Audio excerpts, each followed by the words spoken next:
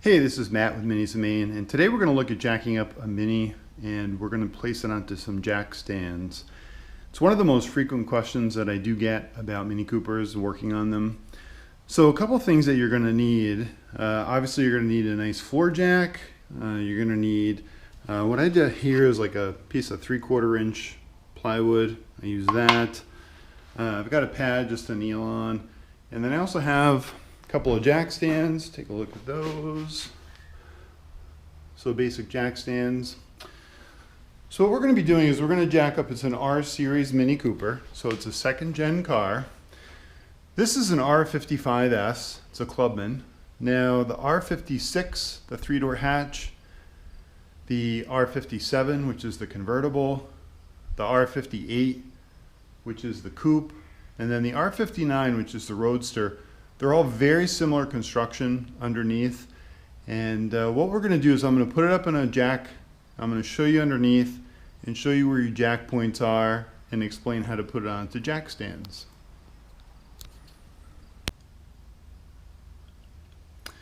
Okay, so right now we're looking underneath the Mini Cooper. It's raised up. So you've got your front tire up in here, and right behind the front wheel you've got this jack point. And you'll see it's probably a little bit deformed from being on jack stands prior. Then to the rear, you've got your rear tire, and you come forward and you're going to see there's another jack point right under here as well. So how do you get your jack stands underneath these jack points? There's a center jacking point about 8 to 10 inches behind the rearview mirror. You can see where my jack is situated. So we'll go underneath here and we'll look and we'll see there's a raised tube here, runs back, ends about right in this area here.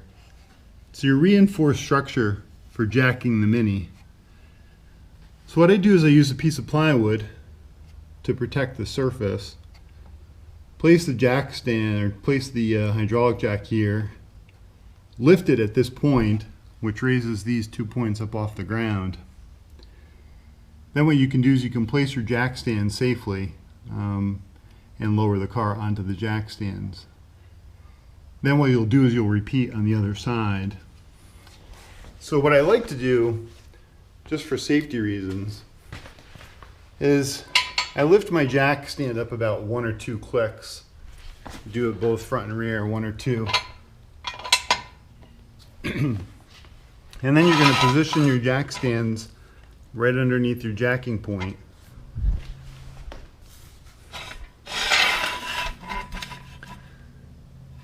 So you can see we've got that place right there as well. And then you want to make sure that your floor jack is in this orientation so it can slide back and forth nice and easy. Because as you jack up or as you move to the other side of the vehicle, you're going to move and put pressure on the jack stands.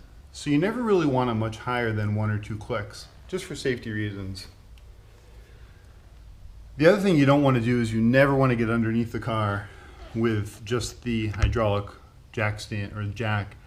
It's not safe to be under there with just a hydraulic jack.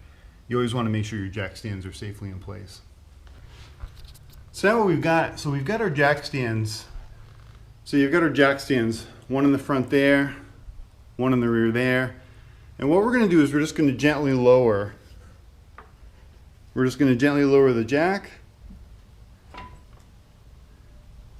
And as you can see, you've got the jack is on this jack stand quite firmly. It's also on this one quite firmly.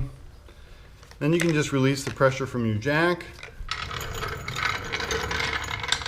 You can move to the other side and you can place your jack stands on that side as well.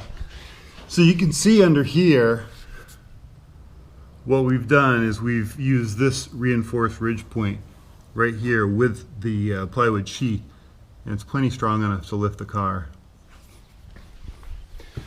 So that's how you get your car into jack stands.